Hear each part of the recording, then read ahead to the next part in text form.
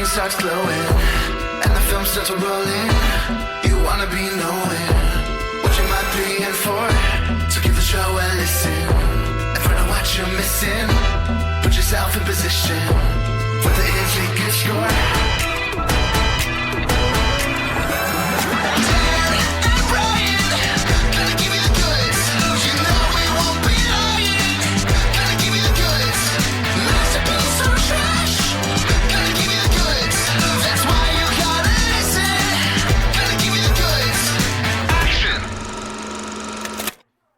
Hey listeners, welcome to the 183rd episode of The Goods, a film podcast.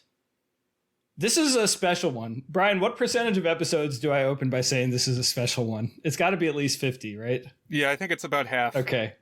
But no, this one really is special to me because we are having our old friend Nate on the pod today. Now, you may say, who's Nate?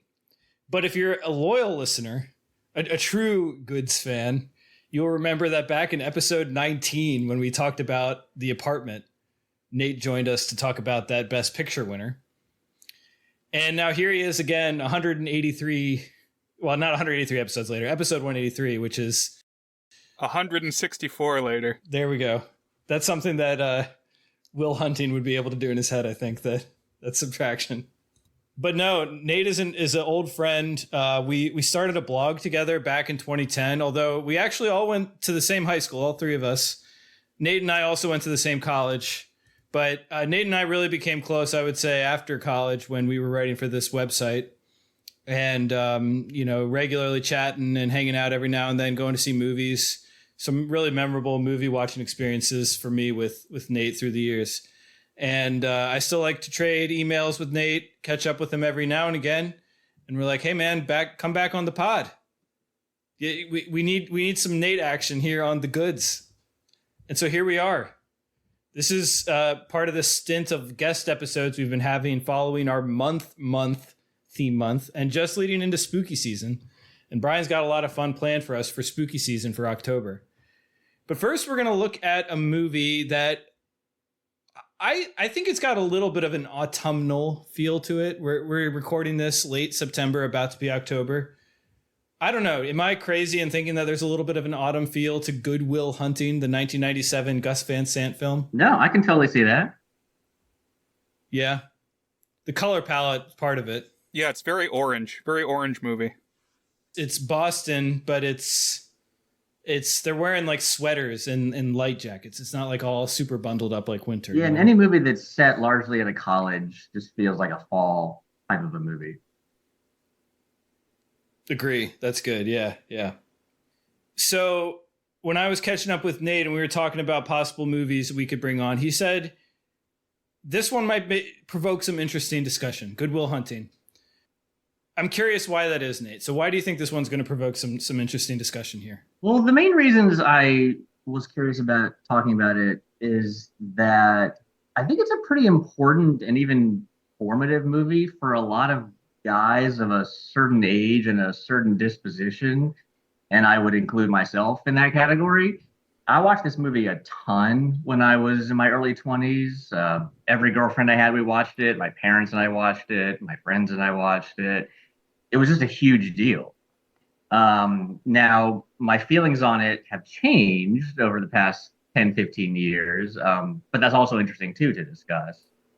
And I just think it's interesting from a film history standpoint also, having basically launched the careers of Damon and Affleck, two of the more prominent figures involved in movies in the last 25, 30 years. So I just think there's a lot going on with it. I was wondering, Dan, what has your exposure to this film been previously? So I'm pretty much exactly the demographic that Nate would have described. I think like Shawshank Redemption is another one that's kind of in that approximate bucket. Like films from the mid-late 90s that were like kind of cable staples and just had pretty solid scripts and were fairly rewatchable and like, I don't know, kind of four-quadrant types of films. Yeah, you can watch with your family, you can watch with your friends, you can watch with dates. Yeah. So This was maybe my third or fourth time seeing it. Probably haven't seen it as many times as Nate, but I had seen it before. There were parts of it that I had completely forgotten, and I was like, I almost wondered if I was watching like an extended edition, like the scene, we'll get to it, but like when Ben Affleck goes in and does the fake job interview, I had absolutely no recollection of that scene. But most of it I could remember, and I could remember the important scenes, and I would say the better scenes, which involve a couple figures we'll talk about. Of course, that's just my opinion. We'll see what the rest of us feel here. What about you, Brian? So I had never seen this movie before. This was my first watch of Good Will Hunting. The things that I knew about it, I knew this was the one where Matt Damon was wicked smart. I also knew that it's the one where Robin Williams sits on a bench. And those were pretty much the two things. And it delivered on those fronts. It has both of those, indeed. I think the most famous image from Good Will Hunting is the blackboard. The solving the blackboard in the middle of the night. That's right. I knew that opening hook, too, because I've seen that parodied places. Yeah, like Community has an episode where Troy, the Donald Glover character, is about to go up and solve something. And then he puts the chalk down and he goes and he fixes like a water fountain or a sink right next to it. And it has the same effect on the plumbing crew at this college instead of the math department. And that's pretty funny. Well, he's also doing work like on the mirror, right? Just like in A Beautiful Mind, he's writing like on the mirror in his bathroom or in his apartment. Apparently he can't use, a notebook or paper. It's got to be kind of in a mirror. Yeah, I'd seen Beautiful Mind before, and I was thinking of that one a bit as well. That one got, Best Picture. This one won for Best Screenplay, and Williams got Supporting Actor. And I believe it was nominated for Best Picture. I think it was. Yeah, I think that's right. That brings me to one of my favorite fun facts, as I had kind of forgotten, and then I remembered when I was looking at this, which is that Matt Damon is an Oscar winner, but only as a screenwriter. He's not an Oscar winner as an actor, if I'm not mistaken, which is, again, just kind of funny when you think about it. Is this his only nomination for acting? No, I think he had another one. So let me pull that up, because I was looking at that just a couple minutes ago. Okay, Matt Damon, list of awards and nominations. All right, here are Matt Damon's Academy Award nominations. He was nominated for Best Actor for this, and he won Best Original Screenplay for this. Nominated for Best Supporting Actor in 2009 for everyone's favorite Matt Damon performance. Invictus? Invictus. I've never seen Invictus. What is Invictus? That's a soccer movie about South Africa, rugby. right? Rugby, okay. And then he was nominated in 2015 for The Martian. And then he was nominated in 2016 as a producer for Manchester by the Sea. So I guess you count those in there if they produced a movie. Yeah, he was gonna star in that movie originally until it went to his boy Casey. Yeah, who's Casey Affleck, who's in this. Right. So this is a dumb question. How many Afflecks are there? Is it just him? I feel like that name gets thrown around a lot, but it's just Ben and Casey. There's no secret third Affleck. Yeah, they're not like the Baldwins, I don't think. They're not just more and more. Or the Olsons, where it seems like a secret sibling comes out of the woodwork every 10 years. Right. The other family that gets me is who's the guy who's the clown in It? Bill, the Skarsgards. Every 18 months, a new Skarsgard appears. There can't be any more Skarsgards. I always think they're done, and then a new one comes. To stop inventing Skarsgards for me to look at. I'm tired of them. And Good Will Hunting has a Skarsgard. Oh, you're right. I forgot. It does. Including here. It's all connected. Stellan, right? He's the professor. But he's the dad of all the other Skarsgards, if I'm not mistaken.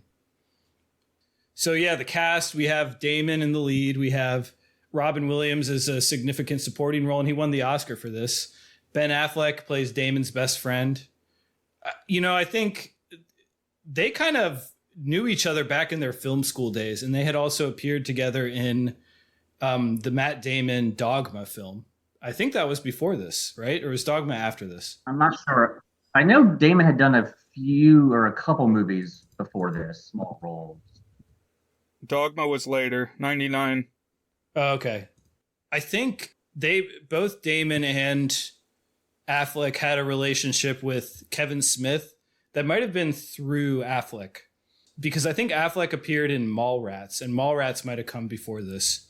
And then, of course, Affleck had been in a couple of things because he's Dazed and Confused, he's right? Dazed and Confused, and that was like 4 years before Good Will Hunting came out. So he was a little more established. He gets paint dumped on him or something gross. I forget what it is. He's one of the best parts about that movie. Yeah, he's going nuts, kicking stuff. I was reading about some of his early roles. Apparently, he was also in the Buffy the Vampire Slayer movie in a small role. Yeah, I mean, for a while there, the narrative was that he was going to be the bigger star of Damon and Affleck, at least in the acting world. And I mean, I think it's safe to say that Damon passed him by, at least as an actor. Yeah. And Affleck went more into directing and all that. But for a while there, it seemed like Affleck was going to be the next leading man. And I think Affleck has come back a little bit on the acting front. Maybe I'm just thinking of him as Batman, but has he done other stuff recently too? Has he like been in action movies and stuff? Maybe, I don't know. Definitely come back after the like Geely, period of his career when he was kind of a joke. I feel like he gets work. I feel like he's not hurting. Right. Okay. Yeah, so he was in Air. He was in that erotic thriller with Ana de Armas last year. Oh yeah, Dark Water. Yeah, Deep Water, which I didn't watch. Did you watch it? It's an erotic thriller. Of course, I watched it. Was it any good? Was it watchable? Yes, at least? it was watchable. Okay, there you go. I liked Argo. That was 12 years ago already. But he directed that. So did he star in it too? Yeah, he's the star and the director. What else did he direct? He directed Argo. Did he direct Gone Baby Gone? Gone Baby Gone and The Town. Right, that's right. Which The Town is great. Also in the cast on Good Will Hunting, we have Minnie Driver as the love interest for Matt Damon. And I get Minnie Driver confused with Andie MacDowell, I think, in she's in Groundhog Day. I think they look kind of similar. Oh, sure. But I actually think Minnie Driver is a better actress, or at least it's a good performance. But don't think it's hard to be a better actress than Andie MacDowell. So yes, I would agree with that.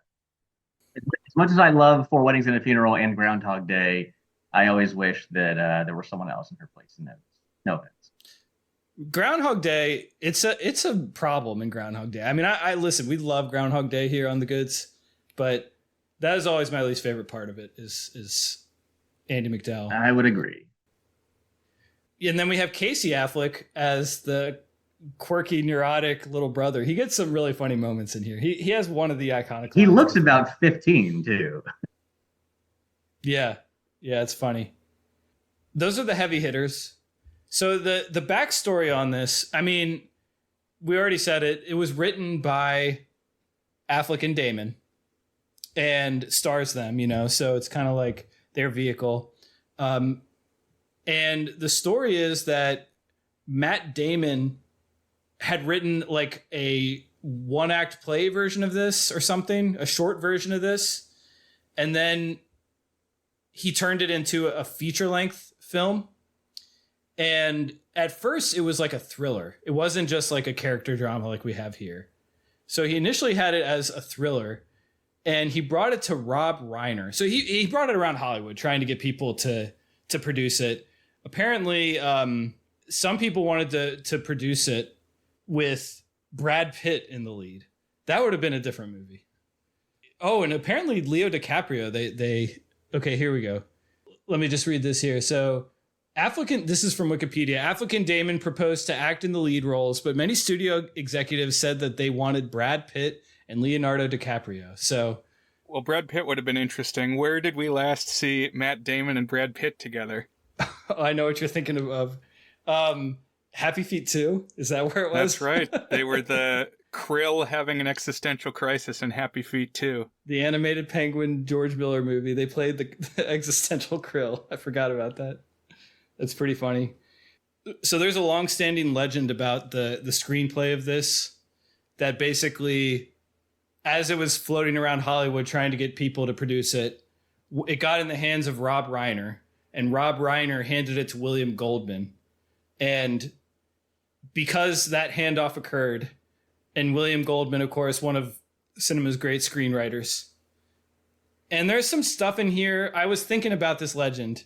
Well, I'll just say what the legend is. The legend is that he either did heavy doctoring on it or ghost wrote part of it, rewrote part of it or something. Now, everybody denies this legend. And I can see why it's stuck around a little bit, though, because there are parts of this that are a little... I thought of William Goldman. I was like, I could see why people would think this is Goldman. I don't know, because... Damon and Affleck, they were in their 20s, and like some of this is written from the perspective of like a world weary a therapist, like who's seen it all. Yeah, fought in Vietnam. That's like much more the type of stuff you would expect someone who's a veteran like William Goldman to throw in there. But I also could believe it's like in your 20s, it does feel a little bit like somebody in your 20s imagining what someone in the future would say to someone when they're young, if that makes sense. I don't know. Yeah, I've never had trouble believing that Damon Affleck wrote it. I think for better or worse, it feels very much like people in their young 20s wrote it. Yeah, you think so? And I'm sure we'll get into more details about that. The thing about the script development that's so interesting to me is, like you said, it was originally more of a thriller. It was like a conspiracy thriller type, right? And like the government was after him for the movie, and then it shifts to what it is now. But then a couple years later, he does Jason Bourne. He gets to do that type of movie, and you can even see like hints of the Jason Bourne character, I think, in the Will Hunting character. Okay, I find that really interesting, and obviously I'm really glad he got to do Jason Bourne. But it's cool to think that that's kind of where his mind was even at the time. So what I'm hearing is that this is a secret prequel to the Bourne trilogy. A sequel. Secret prequel? That sounds like it's a sequel if it's a sequel. Maybe it's a precrit. There we go. Every now and then you hear about movies where characters are written to like unofficially be characters from other properties. Right. So like a famous one is in The Rock, the Michael Bay movie. The Sean Connery movie, a lot of people say is like supposed to be James Bond getting out of prison, Right. And then I was reading a list of a couple other of those. It's an Gene interesting... Hackman, been an enemy of the state, idea. Is supposedly his character from The Conversation, a 70s thriller. But apparently Rob Reiner, the prolific producer and director, said, get this thriller nonsense out of here. Just make this a character story. And knowing Rob Reiner movies, that makes sense that he would say that. Yeah. It feels kind of like a Rob Reiner movie, quite honestly. Directed by Gus Van Sant. So I've seen only a couple of Gus Van Sant movies. Am I saying that right? Is it Van Sant or is it like Vincent or something like that? I don't know. He's American. I've heard Van Sant. Okay. Sometimes you read something so much and you're not sure if you've ever actually heard it, But when I was in college, so first of all, I don't know if I've mentioned this on the pod before, but I was present for the school shooting at Virginia Tech back in 2007. And for unrelated reasons, I transferred to a different college, UVA. And at UVA, I took a class about film, and it was about terrorism in film. And we talked about school shootings and that, because that's a form of terrorism, arguably in some lenses. And we talked about the Gus Van Sant movie Elephant. And I was like watching it and thinking about it like less than a year after, I had been there for the 2007 shooting. And so that's kind of what I think of with Gus Van Sant. That's the first one I think of. But I had forgotten that he also directed this one as like kind of a more straightforward version, a less experimental film, because he got a little more experimental there in the 2000s. But how do you feel about Van Sant, Nate? He's not someone I'm super familiar with. I do get the sense that he's known more for his more indie and experimental movies. And that this is sort of viewed as him just, doing one for them by a lot of his fans. But yeah, I've seen To Die For a long time ago. I've seen a couple of his, but he's not someone I know much about aside from this movie. I think Elephant is the only one that I've seen before. Gotcha. Apparently, like, the missing piece was, I think it was Kevin Smith. He brought it to the Weinsteins and was like, you got to check out this script. And that got it in motion to the point where it was getting cast, and Damon and Affleck got cast. And it kind of worked out well for everyone. You always wonder now when you look back in the 90s when there's a Weinstein film at the Oscars. Like, did it overperform at the Oscars because of how... Obviously, Harvey Weinstein now is best known for all the horrible stuff he did as a sexual assault to all the actresses, and kind of this just helped foster this utterly toxic Hollywood casting couch environment. But before that became his legacy, what he was known for was being kind of a ruthless but extremely effective producer, and like really getting his films to overperform at both the box office, but especially in the awards. Like, the famous one is he got Shakespeare in Love a Best Picture win through what some people say was like almost manipulation of the voters. Yeah, he's kind of representative of the whole like handshaking, getting, oh, come on, just give us a vote type awards negotiation. Well, yeah, he got that one over Saving Private Ryan, right? Right, yeah. Yeah, I would also argue that Good Will Hunting did overperform at the Oscars. So I would say that his magic worked on this one too, a little bit. What were some of the things it was up against at the Oscars? Well, it just got utterly annihilated by Titanic and everything other than... I mean, I guess it got Best Supporting Actor and Original Screenplay, so this was original. And Titanic won Best Picture, Best Song, Best Score. I think all of those, it might have been nominated for Best Score. It definitely was nominated for Best Song because Elliott Smith is like among the least likely people to have ever been nominated for Best Original Song. He's like the epitome of kind of like a low profile, not necessarily low profile in terms of like popularity, because he is pretty well regarded and pretty popular, but just in terms of like very much not a Hollywood type figure, I guess. Like writing kind of these dark, quiet tracks. And which song did he do? He did like 2 or 3 of them in here, including the one that plays in the closing shot when he's driving down the road. That song's called Miss Misery, and that's the one that was nominated for Best Original Song. Lost to Celine Dion, of course. Yeah, Titanic cleaned up, got 11 Oscars, still holds the record tied with Return of the King and Ben-Hur. Shout out to actor Bernard Hill, who is a prominent supporting role in both Titanic and Return of the King. I think we've talked about that before. He played King Theoden and Captain Smith. So, any other preliminary thoughts before we just kind of dive in, and then maybe we can give our thoughts on the film as we go through it? Yeah, go for it. So, the movie opens with us meeting the Matt Damon character, Will Hunting. By the way, Good Will Hunting. How do we feel about this as a title?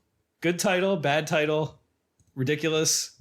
Good Will Hunting. Even when I like the movie more than I do now, I never liked it. The grammar is confusing because goodwill is a thing. So, okay, like, if the character is named Will and they're good and you're getting goodwill in there, that works for me. But then hunting, that's like a verb.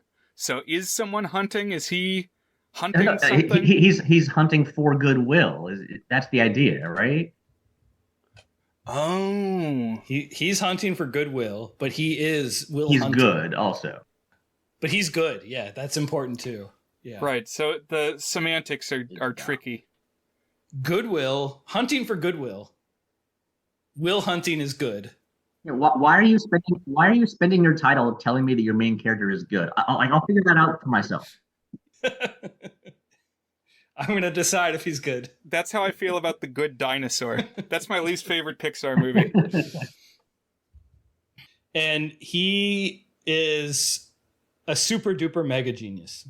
That we're going to learn that he's an everything genius. He knows everything. He's good at all things. What is he not good at? Doesn't matter because he's not good at it. There's nothing that he's not good at. He can't play the piano, he says. That's true. He brings that up. And I guess relationships he has problems with too. But so he is lower income, so this takes place in Boston, mostly around the MIT and Harvard campuses. He's a janitor at MIT, but that's just one of his jobs. We also see him working construction. And we gather that he's kind of in and out of prison. He's on parole, I think, which there's kind of a funny moment where a judge is going through like his long history of criminal charges and the way that he's talked his way out of them using like obscure legal precedents and stuff. And we also meet his buddies, which include Ben Affleck, Casey Affleck. I think they have character names, but that's just kind of how I thought of them the whole time. Ben Affleck and Casey Affleck. And then there's a curly-headed guy. Who's this curly-headed guy? I need to look this up. Cole Hauser. What do I know Cole Hauser Who was from? also the villain in Too Fast, Too Furious, cinematic masterpiece, that is. That's about all I got for him. Yeah. So they're this group of Irish street toughs in South Boston, which I don't know too much about Boston, but I guess South Boston, that's the tough part. That's what I got from this movie. Is there any city where the South area is like the upscale area? I actually don't know that. I'm wondering. One thing I read, I might have been linked to from the Wikipedia article, I was just kind of clicking around, is that, I mean, you know, they're very clearly Irish, and so they're kind of coded as Catholic. But like Harvard is kind of traditionally a more Protestant type institution. And so there's like a clash. In addition to like the class issues, there's like kind of an undercurrent of religious tension. I don't think that plays a role at all, but I thought that was an interesting observation. Well, he does get an English girlfriend, so I was wondering about that. And then she does like that outlandish Irish accent. And I was wondering if they were going to have a problem with that, and they didn't. So the inciting incident comes along pretty quickly here in the film. It's basically this teacher. His name is Professor Lambeau. He has his, like, I don't know if it's graduate level, like some advanced math class.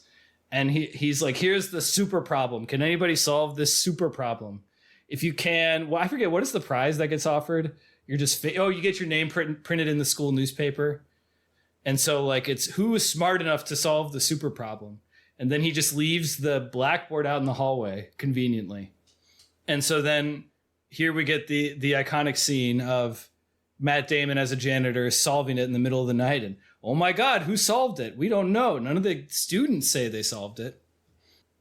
So I have a couple thoughts about this setup. One is I think it's really good. I mean, that's a great hook and it's memorable. And testament to that is that it's been referenced a lot in pop culture. But also, it's hard to depict somebody who is a super genius because by its very nature, that person is going to be smarter than the audience. So, like, how do I know that he did the math right? How do I even know what it means to do that math? Because I can't do that math. It just kind of becomes like a cipher, like an archetype, that this is a very, very smart person. And I think I read that they were going to initially have him be a physics problem, but they consulted some professors and they said, this is going to work best and most realistically for math. And apparently it is a real problem. It's a solved problem. So it's not like actually something where this would happen, but it is a challenging bit of math. And it's like the kind of thing that only graduate level math students would actually know. So that's at least what I kind of understood. Now, apparently at one point, one professor proposed to put an actually unsolved problem up there, because then if you really were to solve it, that would be like kind of mind blowing. You know, you wouldn't be able to show what the solution is because it's unsolved, but that would be kind of interesting. But right. And there's kind of two rounds to it too, because the first one is like, this is something we would expect our best student to spend all semester on. And then he solves that one right away. And then they put up one that's like, and here's one that the team of teachers worked on for a year. Yeah, I've got a lot of thoughts about the nature of Will's intelligence, but maybe it's best to save for later if you want to keep going through kind of a setup of the story. Sure. So yeah, exactly what Brian said. They set up like a second round, and he gets caught in the act of it. But rather than like fess up, he kind of runs away, and now the professors are on the hunt for him. They're hunting for goodwill, and it takes them a few scenes to figure out who he actually is. And in the meantime of those handful of scenes, we get a couple things. So one is we get maybe the most famous scene of the movie, other than the filling out the blackboard. It's certainly the one that I've seen like clipped most often, linked to on YouTube. And this is the bar scene. So this is kind of an interesting scene. So basically they go to a Harvard bar, and they're kind of joking, we'll go to the Harvard bar where all those schmucks are, those intelligent stuff. You park your car at the Harvard bar.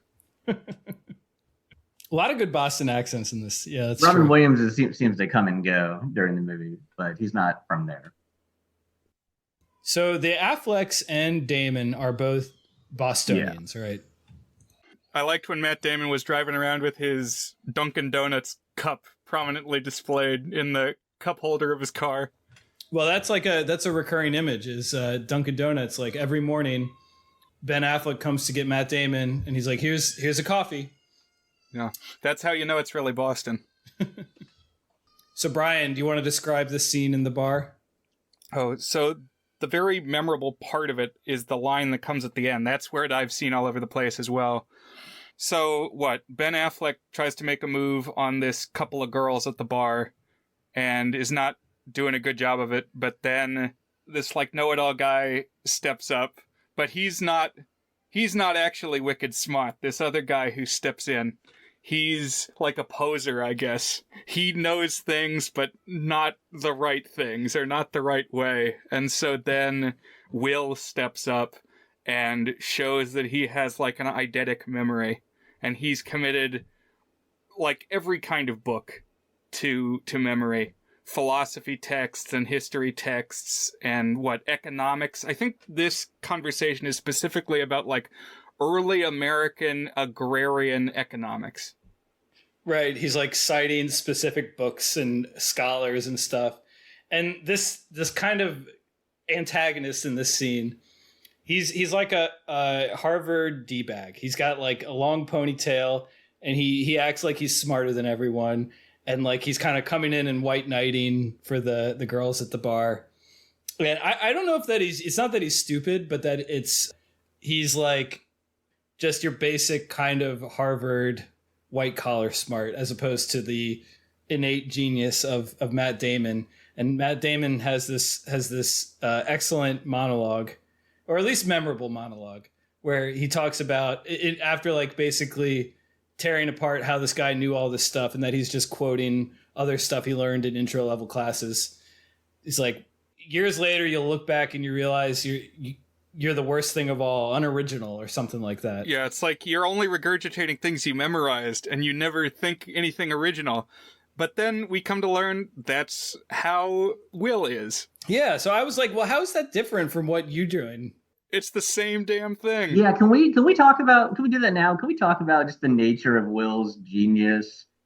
Yes, let's do it. Because the more I watch this movie, and especially in this most recent watch, it just doesn't make any sense to me. Like, okay, he's one of the 5 or 10 best mathematicians in the world. Okay. He also can do his girlfriend's organic chemistry homework without even like trying or breaking a sweat. Okay. He also is a legal expert. He also just knows everything about all bits of history and economics. Like, is that what genius is? Like, you just know everything about everything, and you've memorized page numbers in books. And like, that's like, it's very strange.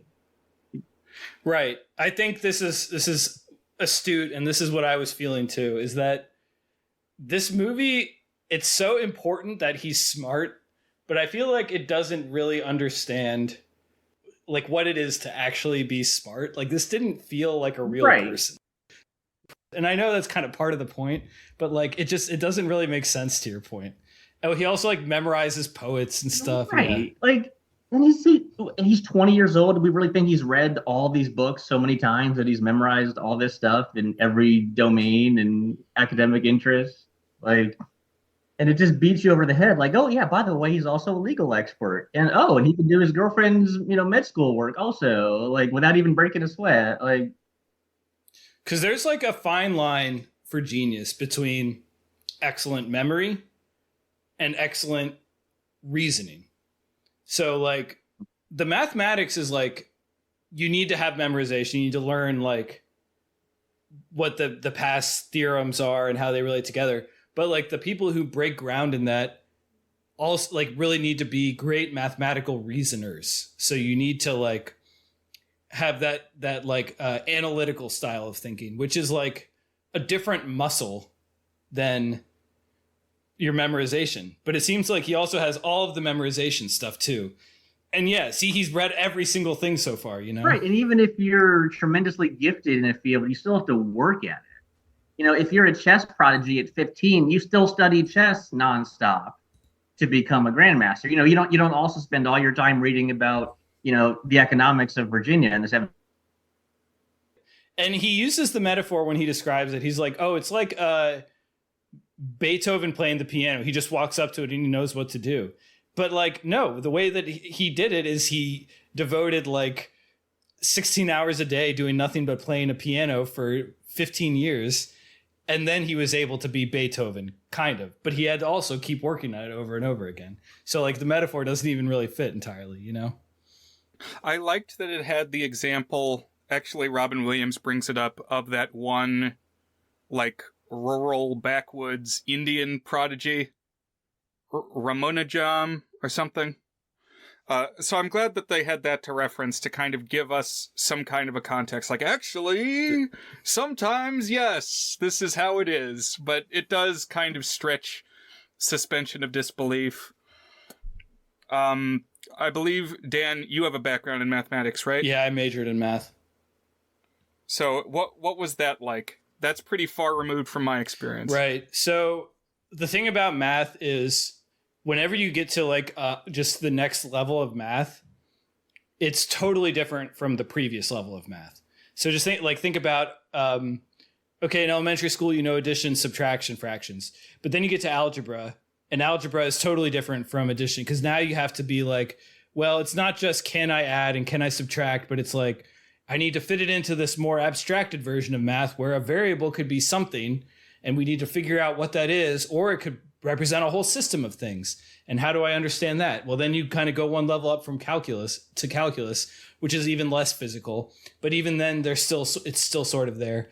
And then like once you get kind of beyond calculus, you get into the realm of two things, and they're related. One is like theories and interlocking theories. So like the problem that he solves is kind of like a group theory, I think they call it.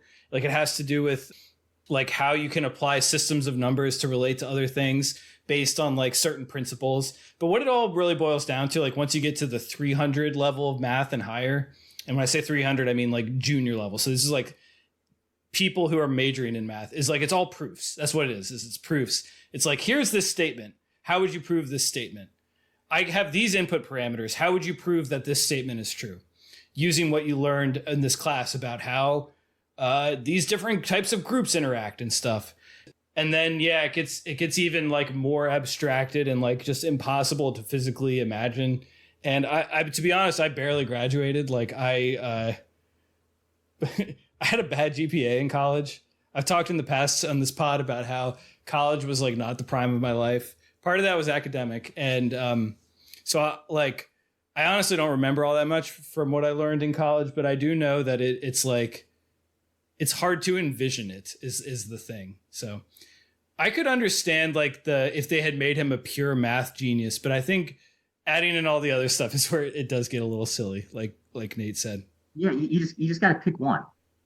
We don't need him to be a legal expert also. And to, be able to do his girlfriend's med school work to, it's just, we don't need that. It just confuses us. There's a scene where it shows him reading a book, and it's like he lingers on each page for like 2 seconds. So what it reminded me of is, have you guys seen the movie Short Circuit? No. Okay, so it's about a robot who comes to life, and he goes around seeking what he calls input. And it's like he'll grab a book and he'll like flip through the pages like a flip book, and it's almost like his camera eyes are taking pictures of each page. And like that's how he learns things. And Will Hunting, I think, is kind of presented the same way.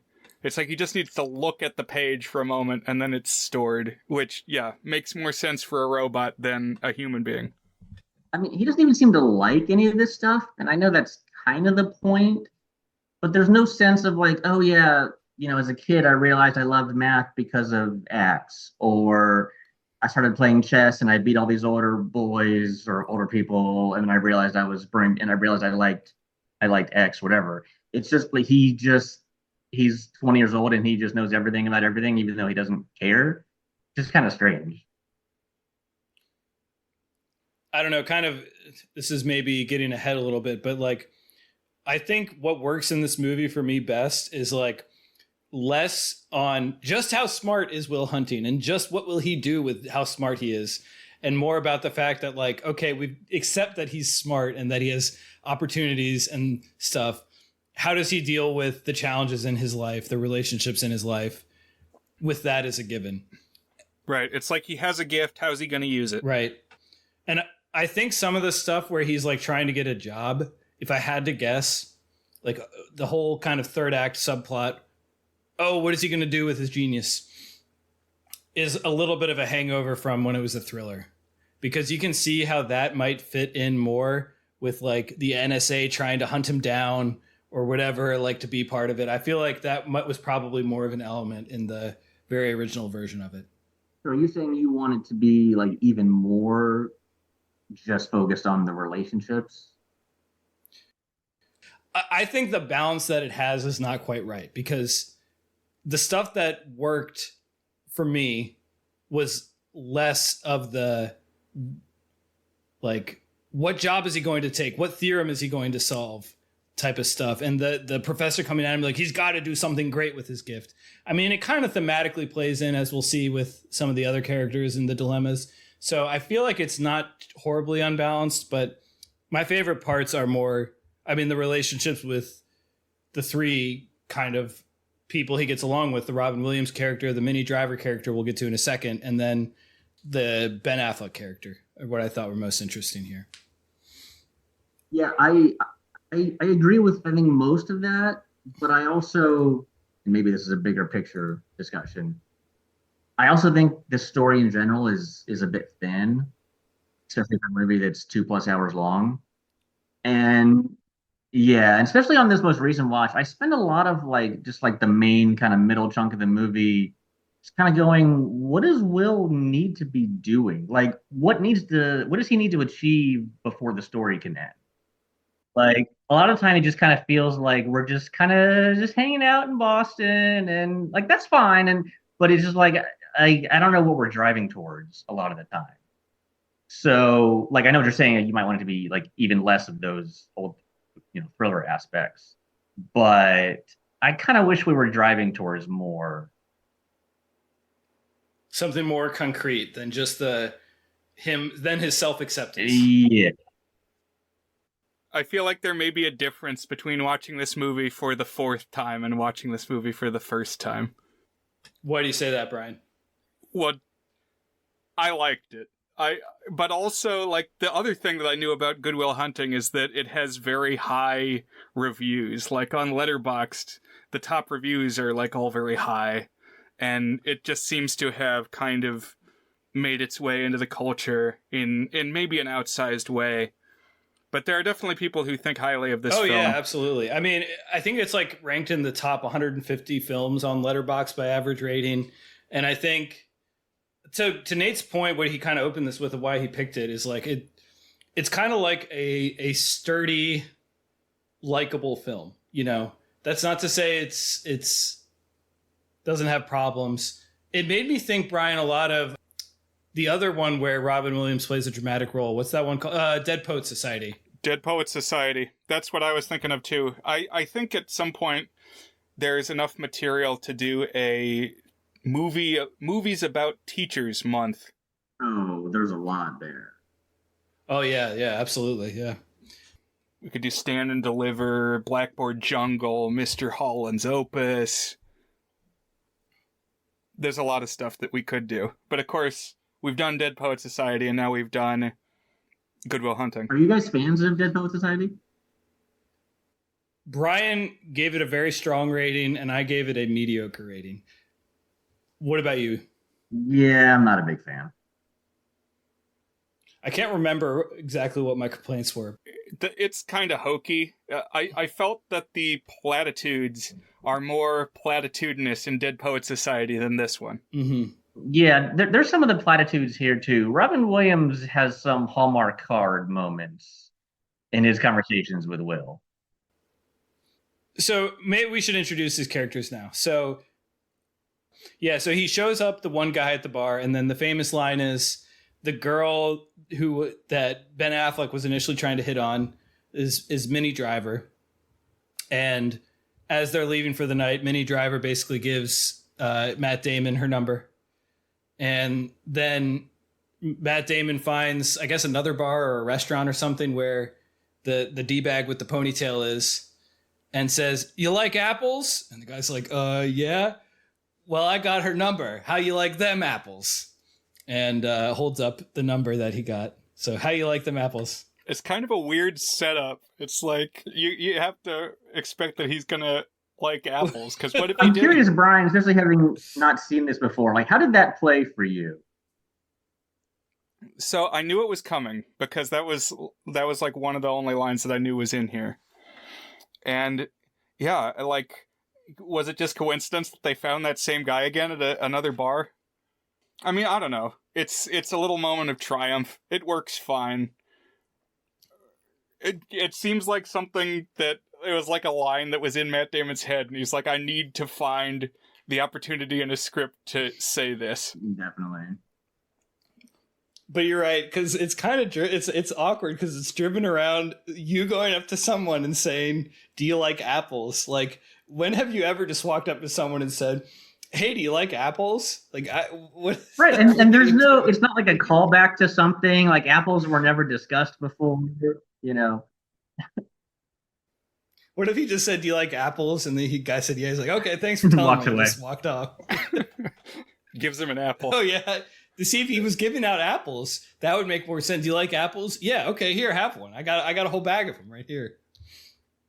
So, and then another thing that happens is Matt Damon, he gets in a fight, and I think like an important background about the Will Hunting character is he's an orphan, and he was treated poorly as a kid, and that has kind of led to him being in and out of prison, as we talked about. And also he's got a little bit of a fuse.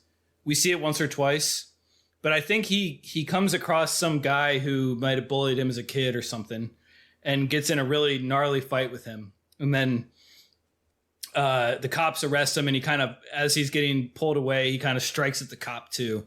So it's like basically he punched a cop, and that's what he gets arrested for, which on top of all of his long history is enough to ensure him some time behind bars. But coincidentally, right around this time, the professor figures out that he's the one who was filling out the stuff on the blackboard and negotiates with the judge, "Hey, let him out."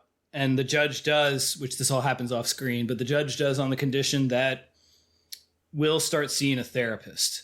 So then we get this little kind of subplot in the middle where he's going through different therapists, and the gag is that he always manages to find the button to press so that the therapist will snap and kick him out of the office. So one is he discerns that the therapist is gay, and I forget what the other ones were. He's just messing. It's like he acts like hypnosis is hokum. Oh yeah. He resists the hypnosis. That's right. Yeah. And so now it was like, well, none of the therapists will take him. If only I had one last friend who would take him as a client. And it turns out that Robin Williams is a I guess, a college friend with the professor, and the professor calls in a favor. And the thing about Robin Williams is like, I guess it was a little unclear to me. So we're supposed to take that he was like on track to be a great therapist, but then he kind of quit his job because his wife was sick. And then his wife has recently died from cancer. Is that what we're supposed to take away? That he was going to be a great therapist, like a great mind, but then he instead devoted it to his wife instead? Yeah. Was he in math too? Is that what it was? There's that one comment where Professor Lambeau says that Williams is much smarter than he is, which frankly I don't really believe. But I think that's the implication. Yeah, that his whole life and career got sidetracked when his wife got sick. I wondered about that too. To me, this whole discussion with Lambeau and Williams, he has an actual name. I just thought of him as Robin Williams, but is like those who can't do teach. So he's not a psychologist. He's a psychology teacher. Right.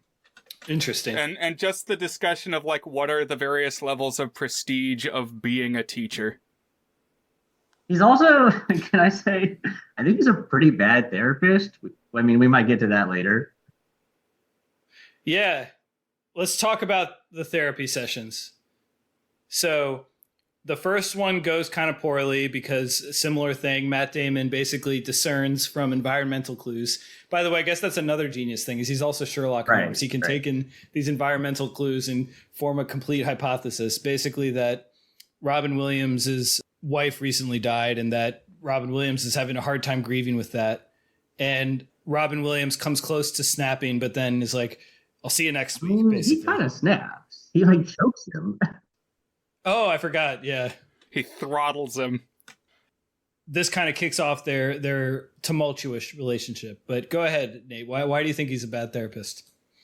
I mean, for a few reasons. One, I think the way that he lets this kid who he doesn't know push him around at first and get under his skin so much tells me he doesn't have a great grasp of his emotions. Like he has some comment that Will ripped his life apart because he made a crack about his wife. Like, buddy, you don't know this kid. He makes a comment about your wife who he didn't know. What do you care? Like, what do you mean he ripped your life apart? What like that was a little just much, such a weird like lack of emotional control from a therapist. And there's some other things we'll get to. I mean, the ending, we'll get to later. But that was one of the first. No, I agree with that. And I think the idea is that, like, so I guess Robin Williams is in a funk when this happens because he's grieving his wife and he's too depressed about it. And when, like, Matt Damon basically says that directly to him and makes fun of his wife, that like, shakes up Robin Williams. But, like, tearing life apart or whatever it is, that's a little much. I do have a question. Is it considered good therapy or bad therapy to choke out your client in the middle of a session? Right? Like, I mean, I've been in therapy myself. It's never happened to me. I mean, maybe I'm not getting the best therapist. Maybe you're not making fun of their wives or something. Yeah, I kind of feel left out. Like, why has no one choked me? I think I just like Robin Williams a lot. And the way this movie, like, reveals him kind of relies on the idea that people are going to like Robin Williams a lot. I do think it's a good performance. I'm joking here, but I actually, like, when he's on screen, he's really entertaining. He's really compelling. It's a good performance from the perspective of, like, when he's talking, you're listening and you're, like, lapping it up. I don't know. Maybe if you've seen it 10 times, it's less so that way, but I enjoy it when he's on screen. No, I agree. I think that's true, and I think he's good when he drops the bullshit. And I think that's maybe true of a lot of this movie. But like he's always throwing out like just jokes like from his stand-up, like Robin Williams' actual stand-up, or like sex jokes that don't really fit the scene or stuff that's like, remember guys, I'm funny. It's like, yeah, okay, man, like we got it. Like, can we just have the scene? I felt that way too, that there's a couple moments where they let him be Robin Williams, like slip into his usual type, like the whole bit about they're talking about a baseball game and it's like a whole different energy comes out of him. Right. Yeah, know that that all works. But yeah, when he's just kind of more relaxed, I think is very good. Yeah. So one thing I could have sworn I read at some point, and I don't know, I didn't see it in my most recent research. So I'm wondering if either of you have heard this before, is that the scene where he talks about his loving his wife in spite of her flaws, and he like goes on the rant about her farting and like waking herself up into sleep when she's farting, was improvised. It was not written by Damon. That was like Robin Williams being Robin Williams. And that's why Matt Damon is laughing so hard. It's like genuinely Matt Damon like cracking in the middle of filming because he didn't know what Robin Williams was doing at that moment. Yeah, I've heard that too. That scene, it's like, I don't know if it entirely fits, but like as a small scene, it's like very touching because we've had Matt Damon just like grim-faced, never vulnerable, like never opening up to anyone, and then he's just like smiling and laughing all of a sudden at Robin Williams, and it like that more than anything is what sells me on the idea that he's a good therapist, is that like just the way that the Matt Damon character reacts to him is compelling, even if it maybe doesn't stand up to scrutiny. They establish a repartee. Yeah, I can see that. Yeah, so some of the other things that he does to like get under as a therapist, one is he meets him at a bench. This is another famous image. Robin Williams sits on a bench and talks to Matt Damon, and he basically says, this is where he gives one of the better known monologues from the film, where he talks about how you can read poetry, but you don't know life until you've woken up next to someone you love, type of stuff. That this is, to me, felt William Goldman-ish, honestly. But it also feels maybe a little superficial. I don't know. How was that seeing it for the first time? Okay. So, yeah, I mean, I think that's kind of the secret sauce of Will Hunting, is that he knows everything, but only if he's encountered it in a book. And the message here is that he has never actually gone anywhere. Like, can you get all the experience you need just from reading books, or do you need to actually live in the world? And Robin Williams is saying, you need to touch grass, Matt Damon. Can you remind us what Goldman did? So William Goldman is a famous and influential writer in Hollywood and also of novels, but mainly known for his Hollywood career. He won 2 Oscars for Best Screenplay, Butch Cassidy and the Sundance Kid, All the President's Men. And he's also famous for, he did Princess Bride. What are some other, I'm going to look up, here we go, films with screenplays by William Goldman. A Bridge Too Far, Marathon Man, Misery, Stepford Wives. He was also known for being like a script doctor and an editor of script, often without being credited on stuff for a long time. I see. Those are some good movies.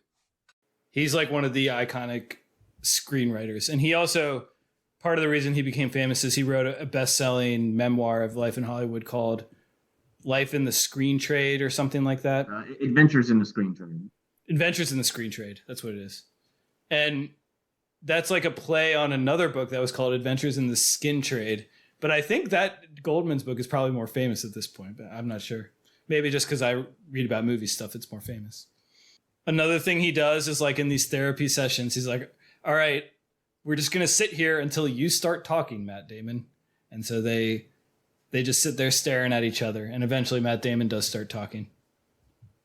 He also, the Minnie Driver character, he gets closer with a lot of scenes of them going on dates and being very cheesy with each other. It felt kind of improvised, and in that way it felt kind of like authentic, like they had kind of good chemistry together, just kind of corny, cute moments together. But he's very reticent to open up about his personal life. He doesn't bring her to his house. She has to prod him a lot before he even introduces her to like all of his buddies, you know. Like he's kind of embarrassed about his upkeep, which is tied to the fact that he's like been wounded by the people who protected him, that he refuses to like be vulnerable with anybody else. That's kind of one of the Robin Williams theses about Will Hunting. Yeah, I think the scenes with the two of them are my favorite in the movie. I think I think they work really well together. I like them together. I don't like the fact that she disappears for the final 30 minutes of the movie. We'll probably get to that later, but I can believe that she sort of sees through his bullshit and can understand him in a way that most people don't or aren't willing to. And I think she's very good in this. And the fact that Damon and Driver got together during the making of this makes it even more believable, frankly, and adds an extra layer to it. So yeah, I like her a lot in this. Oh wait, hold on. Matt Damon dated Minnie Driver. Is that what you're saying? Yeah, I didn't know yeah. that. That's interesting. That does add a layer. I like the scene where they're in the gift shop. Oh yeah, And it did seem kind of like they were improvising, where they're grabbing stuff from the various like jars and shelves. And yeah. It feels very natural and effortless in a way that the movie is not really for a lot of it. It feels very casual. Casual in a good way. The much of this movie feels very written, Mm-hmm. like some of the monologues, and that those scenes don't feel written in that regard. Totally. yeah, I did notice that thing. It's like, how writerly is the dialogue? I know I complained about that when we talked about Woody Allen, for instance, but for some reason it resonated with me more here. I liked it a lot more here. Okay. So the deal with the Minnie Driver character, there's a layer to it where she got like an inheritance when her family died, so she's kind of wealthy, and that's a source of friction between Matt Damon and her. But they kind of get around it. But then she's pre-med and she's going out to, I think it's Stanford, somewhere in California, to become a doctor. And basically at one point, kind of a little deeper in their relationship, she says, "You should come with me to California." And that's where they have their scene where they get in a fight, which I thought that was a really good scene, because he's like kind of spilling stuff in a way that he had been guarding, and it's kind of like hurting her, and he just like storms off, and it's, I don't know, well acted, and good tension in that scene, I thought.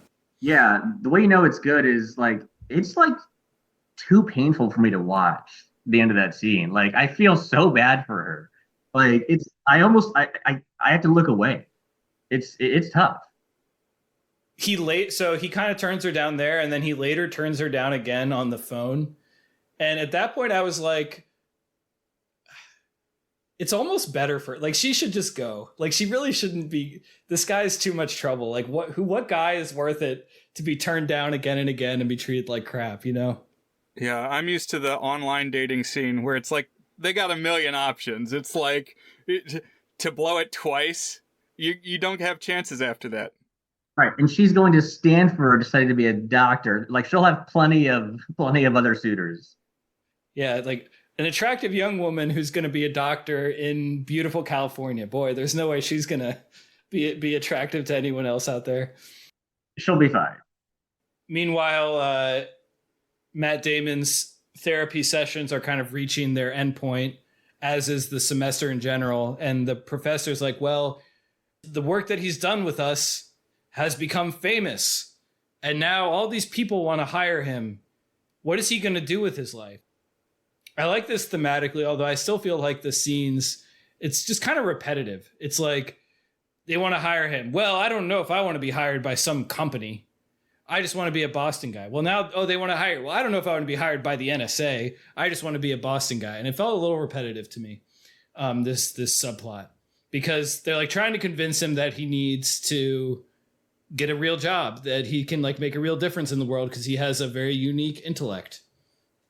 Although to Nate's point earlier, it's like, it seems like he could be literally anything, because that's the type of genius he is. You know, he could be a great lawyer. Well, that's the thing. Yeah, his intellect is so unique and so prodigious that but seriously, Professor Limbo is right. I mean, this is a sidebar, but I'm on Professor Limbo's side.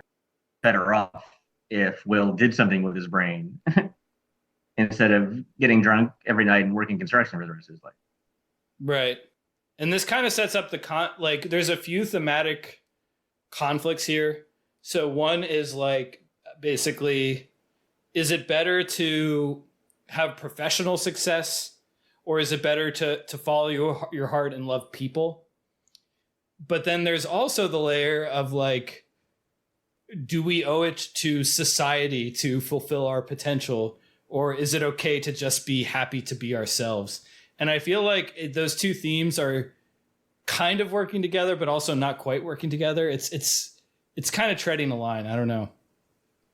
I kind of connected with some of these themes that were explored in this movie. I worked for about 13 months in construction and was really struck that there is a pretty big divide between blue collar and white collar work. And like, I don't know, it's just a different world to have gotten like a college education and then to be in that kind of sphere. So the discussion of like, are you living up to your potential? Are you living up to what you've been set up to do, trained to do? Like, are you using everything you've learned? That's evocative to me. Well, I think the movie is sort of setting up that Will feels like he'd be betraying his friends if he, went off and took some high-powered job with the government or wherever. Which some of that kind of feels like a fake conflict to me. Like he could get a job in Boston doing something, besides construction. But I think even symbolically, if he goes off and separates himself, so to speak, it would feel like a bit of a betrayal or feel like he wasn't being authentic. Right. Like he talks about with Ben Affleck, he's like, well, I don't want to go get some job. I want to grow up with you, grow old with you by my side. Our kids are going to go play Little League together. We're going to go to bars together. We're going to hang out.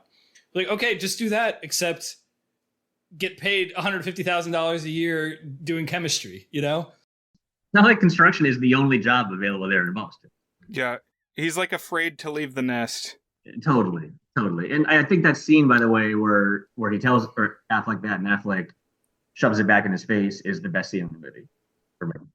So this is a really good and memorable monologue, or it's a dialogue, I guess, because it kind of goes back and forth. And Matt's like painting this picture of this is what our life's going to be. I don't need to go out of my comfort space. And then Ben Affleck says, in essence, every day the best part of my day is the moment that I drive up to your house and hope that you're not there. He doesn't say this, but the obvious reasoning being that I hope you've gone and done something with your potential that none of us have. Because he kind of talks about how what really does tribute to their friendship is doing what you can with your potential, Well, as Affleck says, he says, I would do anything to have the chances you have. Right. So he's like, so it's not that you owe it to yourself to do this. You owe it to me. I love that scene. I think it's so good because Will's finally being challenged. I want him to be challenged more in this movie. And he's really finally being challenged there by his best friend who, never pushes him that way. And it really jars him. You can tell, like he never thought of it that way. He doesn't really know what to make of it. And I love that. Another emotional encounter is it's either his last or one of his last therapy sessions with the Robin Williams character. And the therapy session basically boils down to Robin Williams saying over and over again, it's not your fault, Matt Damon. It's not your fault. And for me, this was like this is stupid, but why am I crying right now type scene. I was like, I don't really understand why this is affecting me, but I was affected by it. I had remembered it, but it got me more this time. I don't know. I'd like the whole, because Robin Williams sort of becomes like a father figure. And I hadn't quite picked up on that quite so strongly the last time I watched it. Maybe I'm a dad now. I'm a little more sensitive to it. But he calls him son in sport a lot. And like, I don't know, builds up his confidence and his self-esteem in a way that a dad should for his kid, And so what do you guys think of the scene where he just says, it's not your fault, and then Matt Damon eventually breaks down? Well, I feel like, let's just clarify. I mean, in case anyone doesn't know, like he's referring to, the terrible abuse he experienced as a child, and which is, in theory, holding him back really from living a full life. And that's what he's referring to as, this isn't your fault and you can sort of free yourself from it. Right. Well, and like more generally, like these shitty circumstances that you've been born into. Right. Yeah. Right. So all of that. Yeah. Being poor, being an orphan. Mm-hmm. Yeah, Brian, how did that seem as a first viewer? It made me want to hug Robin Williams. And so as far as like celebrity deaths, pretty much the only one that has really affected me is when Robin Williams took his own life. That like really messed me up. I was really sad about that. And just like seeing him on the screen, I'm glad that we can still revisit these movies that he did, because he just has a presence. Even if it's hokey, it's like there's a warmth there and a humanity that it makes it hurt again that he's gone. Nate, are there any particular celebrity deaths that had a big impact on you? Oh, I'm with Brian. Like Robin Williams was up there for me. Yeah. Usually they don't hit me, but him, especially, the way he died. No doubt. I am not as big on this scene as you guys are, for a couple reasons. I think the main one is that I don't think It's Not Your Fault is a particularly interesting, like, dramatic arc, or like a direction to take that. I think there's a lot of things here that are Matt Damon's fault that the movie doesn't confront him with, or at least not all the time. And I think just saying, oh, well, terrible things happened and it's not your fault and you're wonderful and great is a lot less interesting than if he realizes kind of what is his fault and what does need to be changed about him. I agree with that, actually. I recently watched Ryan Murphy did a second season on Netflix of his show. The first season was Dahmer, but this season was about the Menendez brothers, who, like, they killed their parents, and then their court excuse was, oh, well, they abused us. And then it kind of digs into, well, what if the parents were abused when they were kids? Mm-hmm. It's like you keep passing the buck. Or like if you're a serial killer, same thing. Like, oh, well, they had a bad childhood. And it's like, at what point do you take responsibility for your actions, for your situation? Right. And I thought of, Dan, I know you've seen The Spectacular Now. And if you remember, like, the big realization that the Miles Teller character has is that movie is he says something along the lines of, the greatest adversity in my life has been me. Like, I've been the one keeping myself from whatever I want to do. And I think that's a much more interesting, dramatic direction to take it. Right. Because exactly what Brian was saying, like, it's not your fault. So, like, when he punched a cop, was that his fault? Right. When he, like, traced down the guy who was his bully and then smashed his face in, right. And, like, I don't know, other stuff that he does, like, it's influenced by his trauma, by his rough upbringing, but, like, that doesn't absolve him from having done it. And you're right. It's just also the phrasing, it's not your fault. Like, I get the idea of repeating it over and over and, like, it breaks down. Like, that's a dramatic technique, but it's also not that interesting a phrase to repeat over and over again. Well, like, is that something, like, do we think that Will had been thinking that it was his fault? Is there any indication that he was carrying around the idea that like he was to blame for being abused as a kid, I think not directly, but I think, like, the way that he doesn't, like, expose himself to the Minnie Driver character suggests that, like, it's kind of complicated and not exactly clear, but, like, on top of all of his bravado and his I'm smarter and better than everyone shtick is the fact that he kind of knows deep down that he's pathetic. And so sure. It's kind of subtext, but you're right that it hasn't been that he's been facing that exact demon over and over again. And now all of a sudden it's cracking through that he gets it.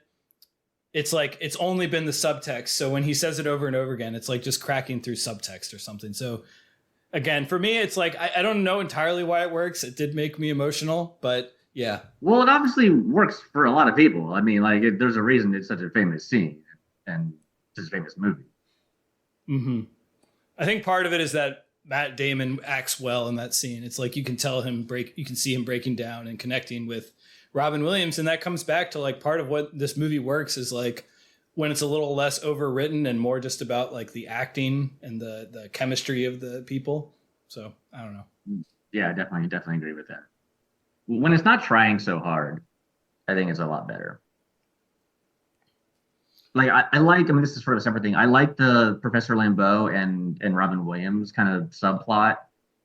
I mean, like I said, I like Lambeau a lot actually, but their little subplot feels real and lived in, and their, resentments of each other, I can totally buy.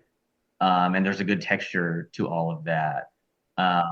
It's not like a prominent or a flashy part of the movie, but I really like that aspect. Yeah, the dynamic between the two teachers I thought was pretty interesting. And speaking as someone who is kind of has a background in teaching and is likely going into university teaching, that discussion also resonated with me of, is Robin Williams using his potential? Right. Is any teacher really using his potential? Or is this just you did well in class and now you're falling back on kind of perpetuating that cycle? It's like you never have to actually go into the world if you never leave the classroom. And you can tell Lambeau thinks that Robin Williams has basically wasted his potential. And Williams knows that he thinks that. Like it makes for an interesting dynamic. Skarsgard's hairline made me very anxious.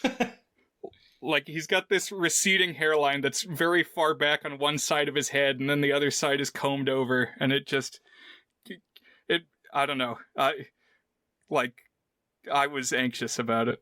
There's a lot of hairlines in this movie. Robin Williams is kind of patchy, and then, like, when he goes to the job interview, there's, like, some balding dudes on the panel there. I don't know. Pretty much only Matt Damon has movie star hair. Good looking guy, Matt Damon. Affleck too. Got to be said. Yeah, Affleck too. So the Skylar, that's the Minnie Driver character, she does fly to California without Will. Despite, like I said, one more attempt to get back together with him. So now it seems like the way that Will is going is, it's kind of like he's got three paths in front of him. He could go with Skylar. He could go into something that's like white collar or whatever, like academic, makes use of his gifts. Or he could bum around with Affleck.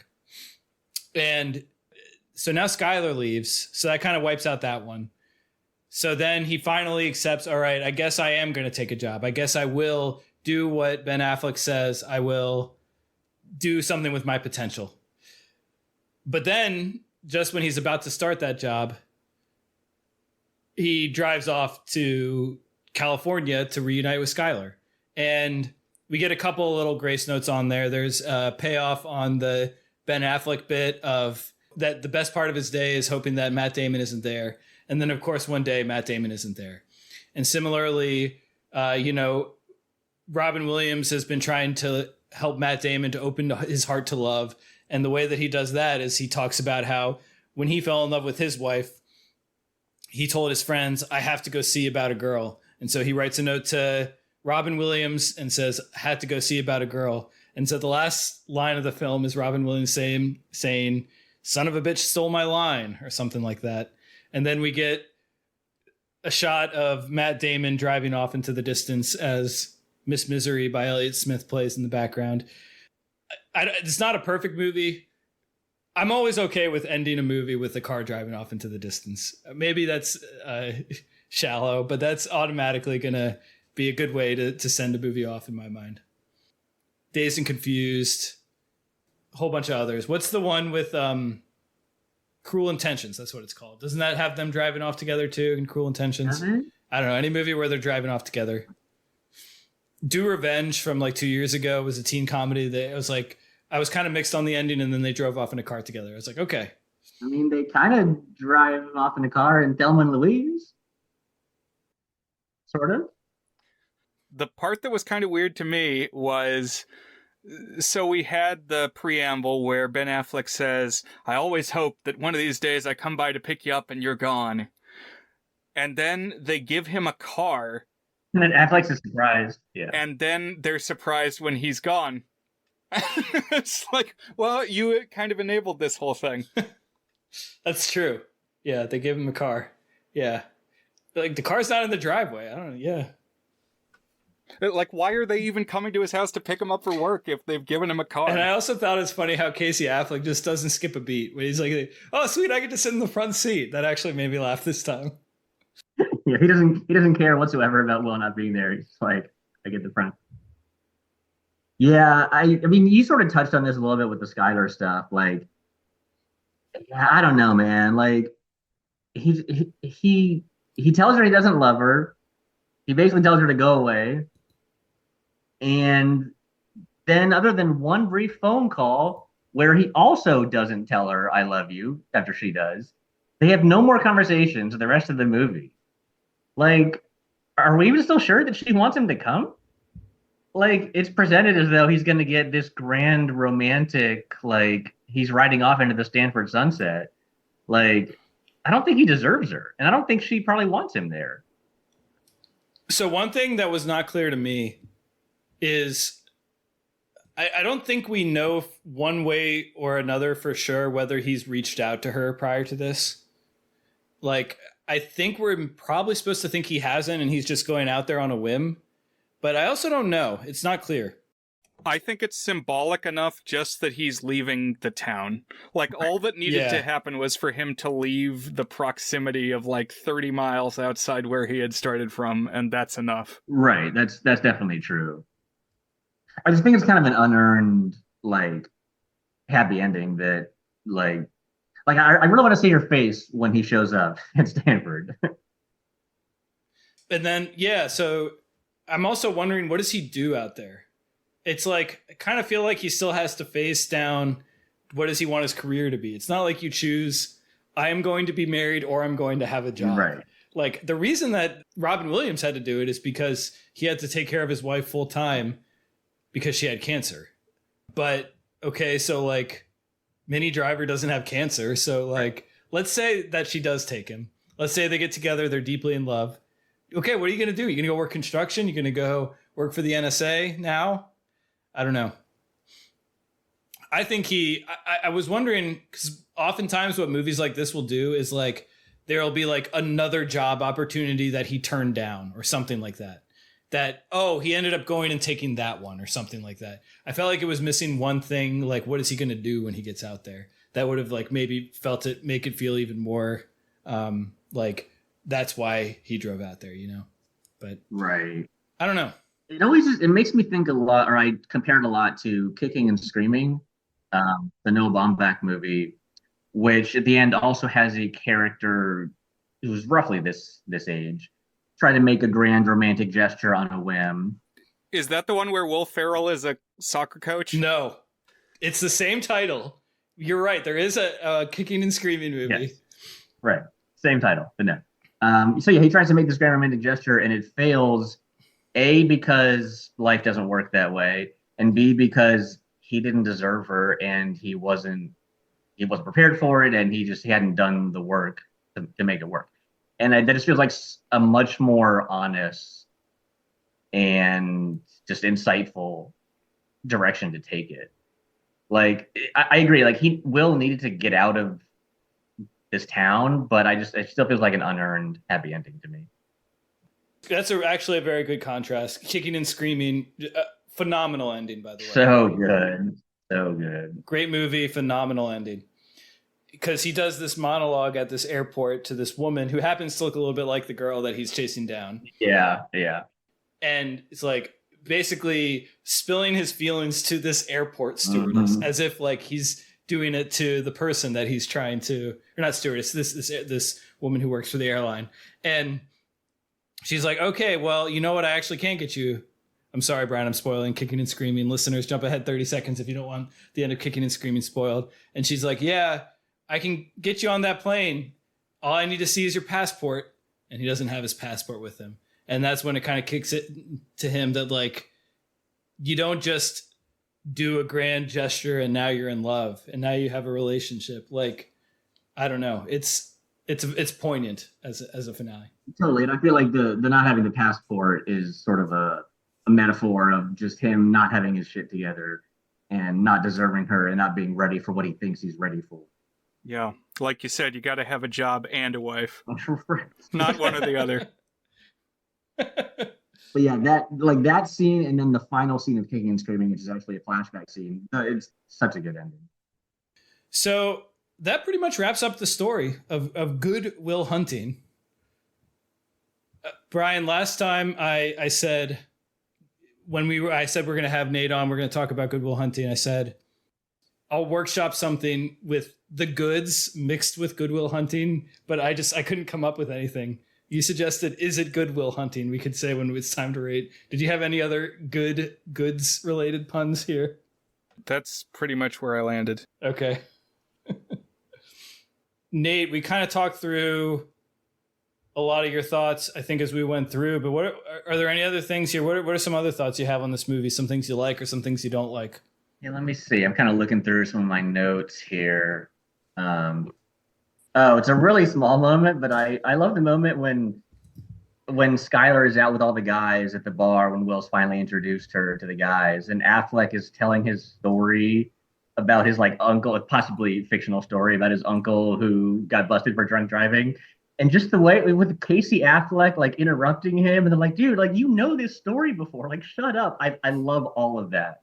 Like the moments like that in this movie, I feel like work so much better than the quote big moments, like the monologues and the speeches and the big breakthroughs. But just the dynamics of those various characters interacting, I think is funny and I think works well.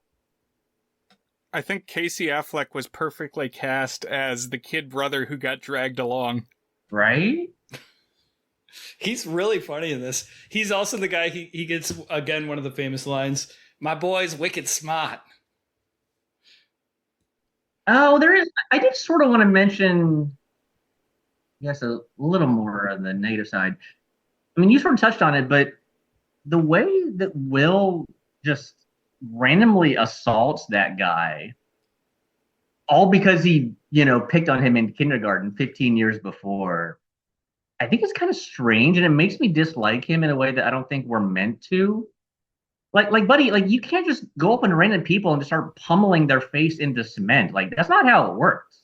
Like he could have easily killed him, and I don't know why they chose to do it that way, as opposed to like, if they see him at a bar and there's like a misunderstanding and then a fight escalates and next thing you know, like you're getting booked for assault. Like, okay, like that happens. It's still not a good thing, but that happens. But just like a plan, like we're gonna run up on this random stranger and just start beating his head into cement, like kind of weird. Agreed. And I think what they're trying to do is to show it's not that it was a recent slight. It was that it was a slight when he was a kid. So like it's to emphasize that that what is really sensitive to him, the thing that he can't break through personally, are the demons from his background. It's kind of literalizing that. But I also completely agree. Like this would work from like a basic dramaturgical perspective if we had seen this guy and we already knew he was a douche and he had done something really mean or really bad or like picked on Minnie Driver or something like that. And that's what caused him to also that guy was Italian. So it's like they've got this like ethnic clannishness at work too. Like, can he move beyond just hanging with the Irish guys? Yeah, it gets glossed over so quickly. Just like a guy who does that shouldn't be on the streets. You know what I mean? I know, yeah. Like who is this judge who's letting him get off with some therapy for doing that? It just feels like an easy fix. Like have it be, a bar fight or he says something to Minnie Driver or whatever. Like feels like an easy fix. Any thoughts on the hat that Robin Williams wears when he sits on the bench? Oh man. Oh geez. What hat did he have on? I don't even remember the hat. I was distracted by the beard. Kind of a rough look. It's just like it's like an ugly plain hat that's kind of cut weird, and his hair is kind of big, so like his hair sticks out even more.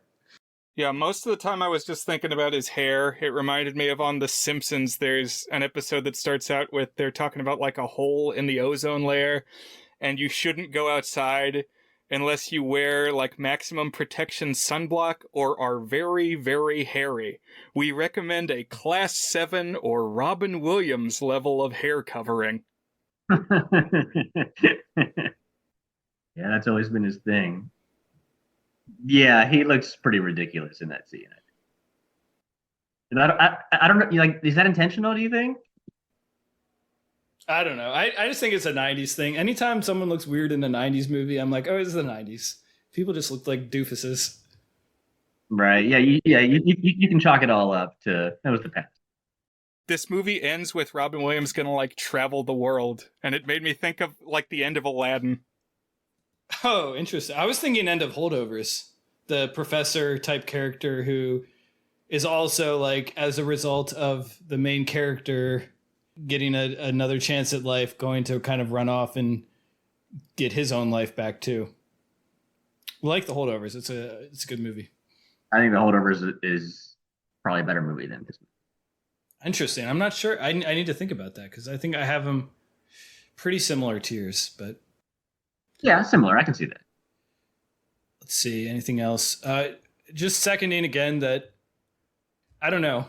I didn't remember thinking that Minnie Driver was like ridiculously hot last time I watched it, but I did this time. So to be, as they say, as we have been criticized for being horny on main here for a second, Ryan. See, I don't see that. That's interesting. It's for me, this has come up a lot. It's the brunettes. It's always the brunettes that get me. Well, I'm glad you brought it up, Dan. I wasn't going to bring it up, the relative levels of hotness.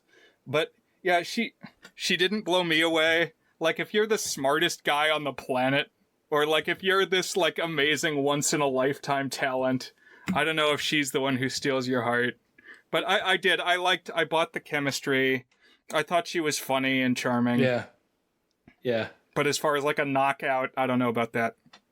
Yeah, I'm with you, Brian. It does kind of seem like if you're the one girl who's going to get him to break out of his shell like this, like, yeah, maybe she could be a little hotter. But I like blondes, so, maybe that's what. It's like the same archetype as the kind of actresses I've brought up before, like the Lizzie Kaplan type, or right. What's the name? Catherine Keener in the around this era is too. Sure. I mean, I'll never forget, though, when I watched this with a girlfriend a million years ago for the first time she'd seen it. And when we got to that scene where Affleck's going to go hit on those girls at the bar, she thought the love interest was going to be Minnie Driver's friend because she thought she was cuter. Oh, interesting. Yeah. And then she was like, wait, like we're actually doing the Minnie Driver thing. Like, oh, okay. Like, yeah, she thought it was the blonde in that scene. It was going to be the one. It's one of those moments it's kind of stuck with me. That's kind of funny. Yeah. Yeah, I thought the first two guys in the scene, Ben Affleck and the ponytail dude, were just kind of like broadly hitting on both of them. Like, it wasn't really focused on either of them in specific, and then Matt Damon ended up centering in on Minnie Driver. Well, he didn't, though. I mean, she goes up to him as she's leaving the bar and does all the asking out and the initiating and everything. That's right. There's a moment I wanted to bring up that made me laugh really hard, almost inexplicably. And it's when he's in jail and he's calling Minnie Driver for bail. And like this, as he's on the phone, he gets accosted by like someone who's mentally unwell. And he turns around, he recognizes her. He's like, oh, hey, how you doing? And then for whatever reason, that just made me laugh really hard. He's like, I knew you and Jimmy. And Minnie Driver, by the way, totally unfazed by all of it. Yeah, I was like, oh, this is going to be like, we didn't even get a reaction from her. Like it didn't show her again after he shared what was going on. And then cut it 2 scenes later, they're just like normally hanging out. I was kind of wondering, like, she got to know that because it's almost like a surprise that he's got these demons, but like, she's got to know if he called her from jail, Right. Well, remember, there's no caller ID back then.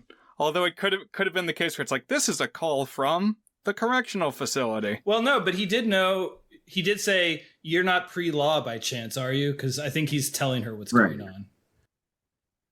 She just really wanted herself. She wanted herself some Matt Damon. Like, what can you say? Willing to overlook anything. Is there a better Ben Affleck movie than Dazed and Confused? I don't think there is. What's the best Matt Damon movie? Is it one of the Bournes for you? Yes, it's the Bournes. I think also I'd like to shout out Talented Mr. Ripley. Ooh, that's a good one. Which I think is his best performance, and I think is just an awesome movie all around. I don't know if Dan, have you seen that one? I actually haven't. It's a gap for me. You need to go watch it immediately. Yeah, I liked that one. I also liked The Martian, but that was more of like a high concept thing. Like I liked the premise more than I liked a particular actor. Yeah, if we count Dazed and Confused for Affleck, then that's got to be his best. It almost doesn't count because it was before he was Affleck. You know, it's not an Affleck movie. It's a movie where he appears. You know, right. As for for where he has a prominent role, I'd probably say The Town. Another one I haven't seen. Man, there's so many movies I haven't seen. Unless I might be missing one. I think unless anybody else has anything they want to shout out, we can go ahead and we can answer our famous question: is it good? Is it good is our signature section where we each give the movie a rating on our 8-point goodness scale, ranging from a very not good, which is a 1 out of 8, to our masterpiece rating toward a good, which is an 8 out of 8. Brian, is Good Will Hunting good? Is it Good Will Hunting? Yeah, there you go. There you go. The moment we've been waiting for. So I came into this knowing not a whole lot, other than the top few reviews on Letterboxd were pretty high. And so I was thinking, is that going to color my decision? You know, there's not like a lot of genre stuff in here. It's a pretty straight drama. And how would that resonate with me? And ultimately, it did work pretty well for me. I'm going to edge just into the 7 territory, actually. I thought it was pretty strongly written. Any time that Robin Williams got to speak at length, I was really locked in.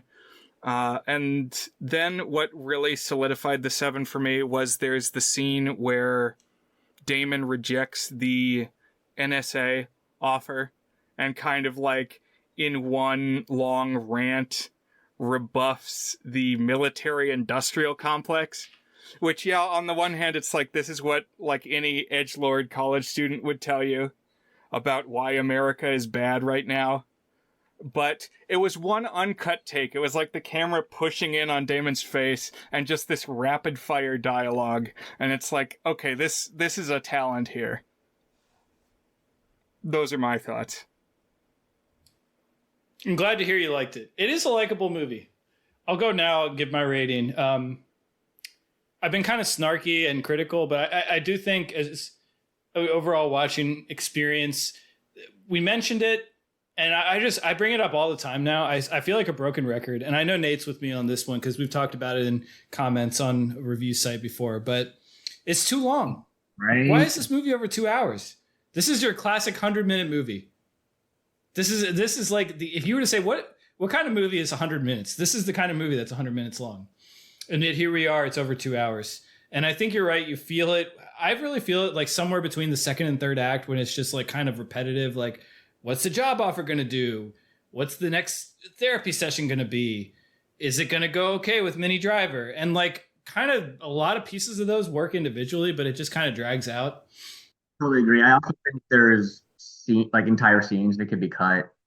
Placeholder or filler scenes that don't propel the story forward.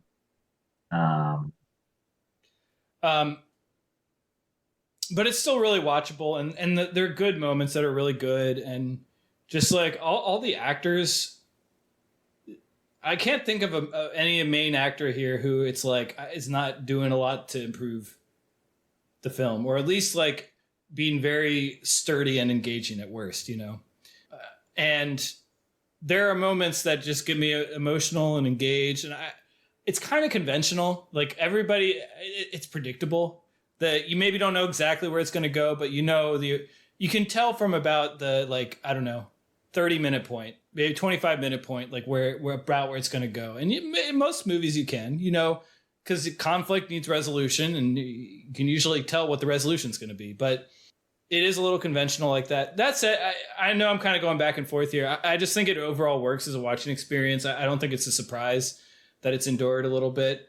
I'm going to give it like kind of a low to mid, very good, because I think it's really watchable.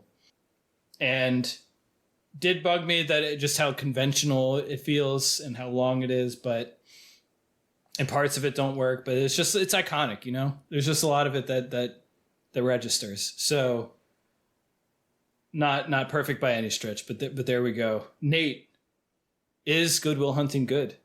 You can use our goodness scale if you're comfortable with it. Yeah, so you're very, very good. You said that's a 6 out of 8, right? 6 out of 8, yeah. And on a 5-star rating, like for Letterboxd, that would be somewhere between a 3.5 and a 4 out of 5.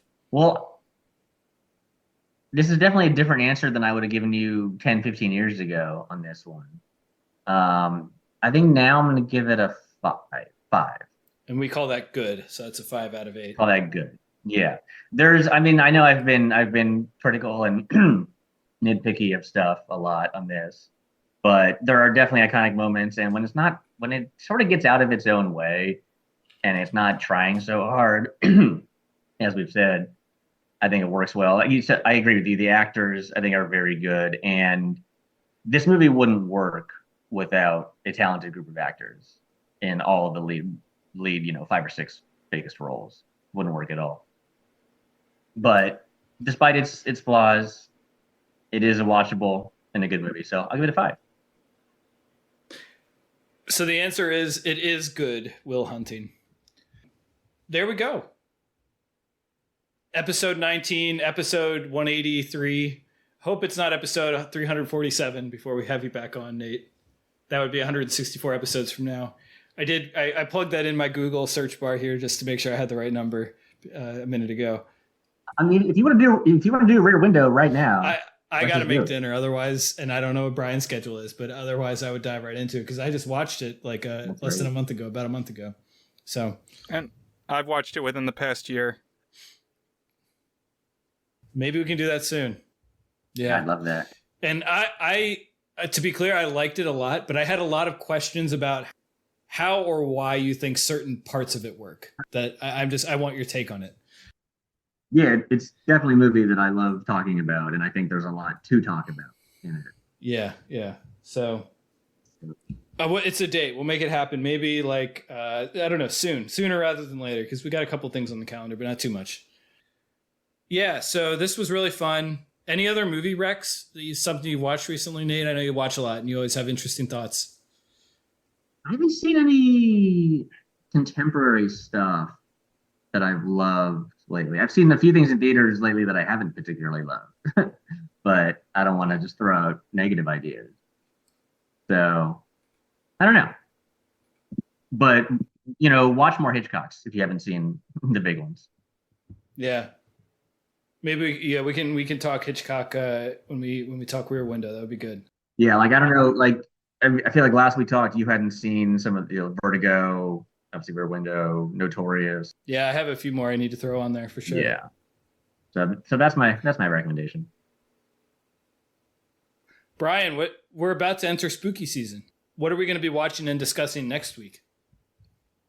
Yes, so we've had a little bit of some backroom dealings between me and Dan.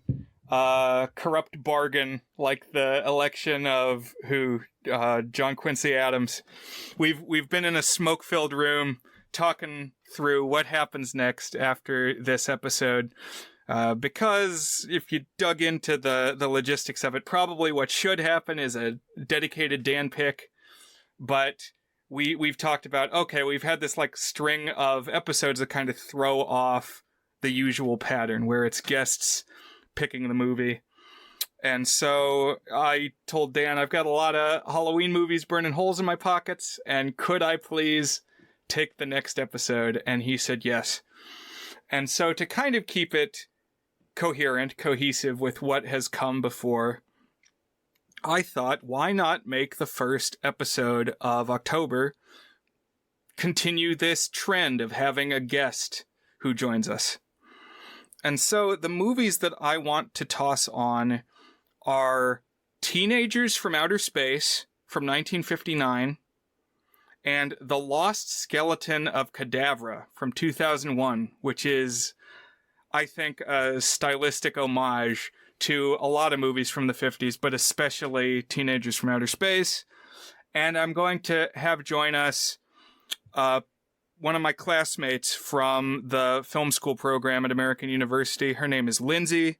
She was the director of photography on a film that I directed that is an homage to Teenagers from Outer Space. Apropos. Yes. And it's going to kind of be expanded into my thesis project in this year ahead. That's cool. Yeah. Well, I'm excited to have someone we haven't had on the pod before join us to discuss these films that I've never seen. Should be interesting, Brian. Thank you for arranging this. Oh, yeah, you too, Dan. Thanks for being flexible. I think it's going to be a fun jump into spooky season. And Nate, like I said, just absolute delight to have you on. Great to talk to you as always, and let's make it happen soon. Absolutely. Rear Window, I think that's the one. Yeah, let's do it. Very glad to come back on here. This was a lot of fun, and I'd love to talk Rear Window another time. Absolutely. Yeah, good to see you again. Let's make it sooner than 164 episodes next time. All right, everybody. Have a good night. See you next week.